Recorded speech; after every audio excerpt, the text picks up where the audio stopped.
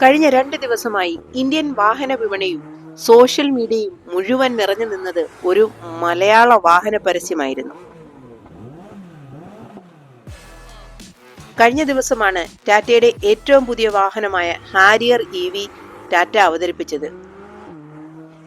പക്ഷേ അതിനു മുൻപേ തന്നെ വാഗമണിലെ ആനപ്പാറയിലേക്ക് ഹാരിയർ EV പാഞ്ഞു കയറുന്ന ദൃശ്യങ്ങൾ നമ്മൾ ആരും മറക്കാനിടയില്ല. ശരിക്കും ഹാരിയർ EVയുടെ ഓഫ് റോഡ് ശേഷി തെളിയിക്കുന്ന ഒരു വീഡിയോ തന്നെയായിരുന്നു ഇത്. അതുകൊണ്ട് തന്നെ സാമൂഹ്യ മാധ്യമങ്ങളിൽ അതൊരു തരംഗമായി മാറി. പുറത്തിറങ്ങാനിരിക്കുന്ന ഒരു വാഹനത്തിന് ഒറ്റ ദിവസം കൊണ്ട് കിട്ടിയ ഹൈപ്പ് പറയേണ്ടത് തന്നെയാണ്. എന്നാൽ ഈ ദൗത്യത്തിന് വളയം പിടിച്ചതാകട്ടെ നമ്മുടെ സ്വന്തം മലയാളിയും. മലപ്പുറം പെരിന്തൽമണ്ണ സ്വദേശിയായ ഡോക്ടർ മുഹമ്മദ് ഫഹദാണ് ഈ സാഹസിക ദൗത്യത്തിന് ഹാരിയർ EVയുടെ വളയം പിടിച്ചത്. ഇന്ത്യയിലെ ഏറ്റവും സാഹസികത നിറഞ്ഞ റെയിൻ ഫോറസ്റ്റ് ചലഞ്ചിലെ 2024 എഡിഷൻ ജേതാവാണ് മലപ്പുറം സ്വദേശിയായ ഡോക്ടർ മുഹമ്മദ് ഫഹദ്. ഈ പരസ്യം കണ്ട എന്നെ പോലെ നിങ്ങളിൽ പലരും ചിന്തിച്ചേക്കാം, ഇത് യാഥാർത്ഥ്യമാണോ, ഗ്രാഫിക്സിന്റെ സഹായമാണോ എന്നൊക്കെ. പക്ഷെ ഒന്നുമല്ല, ശരിക്കും യാഥാർത്ഥ്യമായി ഒരു ഗ്രാഫിക്സും യൂസ് ചെയ്യാതെ നടന്ന അതിസാഹസികമായ ഒരു വീഡിയോ ആയിരുന്നു ഇത്. ആനപ്പാറ ഒരു വാഹനവും ഇതുവരെ കടന്നു ചെല്ലാത്ത പാറക്കെട്ടുകളും ഉരുളൻ കല്ലുകളും നിറഞ്ഞ ചെങ്കുത്തായ മലയാണ്. ഒന്ന് അങ്ങോട്ടോ ഇങ്ങോട്ടോ മാറിയാൽ അഗാധമായ കൊക്കയാണ് അപ്പുറ സൈഡ്. ജീവൻ കയ്യിൽ പിടിച്ച് ആ മലയുടെ മുകളിലേക്ക് ടാറ്റയുടെ ഹാരിയർ ഇവിടെ ഒരാൾ ഓടിച്ചു കയറ്റി. ഏഷ്യയിലെ ഏറ്റവും ദുർഘടമായ മോട്ടോർ സ്പോർട്ടായ റെയിൻ ഫോറസ്റ്റ് ചലഞ്ചിലെ വിന്നറെ ആയ ഭഗതിനെ ആരും അറിഞ്ഞിരുന്നില്ല. പക്ഷേ ഒറ്റ വീഡിയോ കൊണ്ട് അദ്ദേഹം ലോക പ്രശസ്തനായി.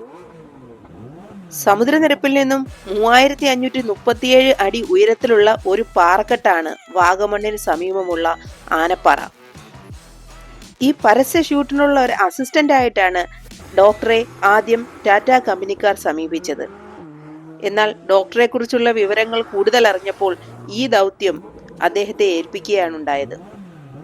ഡോക്ടർക്കാവട്ടെ ഇതൊരു സ്വപ്ന സാഫല്യവും. ചെറുപ്പകാലം തൊട്ട് ജീപ്പ് ഓടിക്കുന്നതാണ് അദ്ദേഹത്തിന്റെ ഏറ്റവും ഇഷ്ട കാര്യം. എങ്കിലും പിതാവിന്റെ നിർബന്ധത്തിന് വഴങ്ങിയാണ് അദ്ദേഹം ഒരു ആയുർവേദ ഡോക്ടറായത്. എന്നാൽ പഠനശേഷം ജോലി കിട്ടിയപ്പോൾ അദ്ദേഹത്തിന്റെ ഇടുക്കി ഡിസ്പെൻസറിയിലേക്കുള്ള യാത്രകളെല്ലാം ഓഫ് റോഡ് ആക്കി തന്നെ അദ്ദേഹം മാറ്റി. ഒരു പരസ്യത്തിന് വേണ്ടി എന്തിനാണ് ഇത്ര റിസ്ക് എടുക്കുന്നതെന്ന് ബന്ധുക്കൾ വരെ അദ്ദേഹത്തോട് ചോദിച്ചിരുന്നു. എന്നാൽ EVയുടെ ഇൻസ്റ്റന്റായ ടോർക്കാണ് ദൗത്യം ഏറ്റെടുക്കാൻ തന്നെ പ്രേരിപ്പിച്ചതും ആത്മവിശ്വാസം തന്നതുമെന്നും അദ്ദേഹം വ്യക്തമാക്കി. വാഹനത്തിലുണ്ടായിരുന്ന അഡാസ് ഫീച്ചർ പൂർണ്ണമായും ഒഴിവാക്കി തരാൻ അദ്ദേഹം കമ്പനിയോട് ആവശ്യപ്പെട്ടു. കാരണം കല്ലുകൾ പോലെ എന്തെങ്കിലും തടസ്സങ്ങൾ മുന്നിലുണ്ടായാൽ വാഹനം തനിയെ ബ്രേക്ക് പിടിക്കുന്ന സാഹചര്യം ഉണ്ടാകും. അത് ഒഴിവാക്കാനാണ് അങ്ങനെ ചെയ്തത്. ആദ്യത്തെ 2 കയറ്റങ്ങൾ വലിയ അപകടകരമെന്ന് പറയാനാകില്ല എന്ന് അദ്ദേഹം പറയുന്നുണ്ട്. എന്നാൽ 3ാമത്തെ ക്ലൈംബിൽ നിന്ന് താഴോട്ട് പോയാൽ ആള് മരിക്കും. നേരെ കുക്കയിലേക്കാവും പോവുക.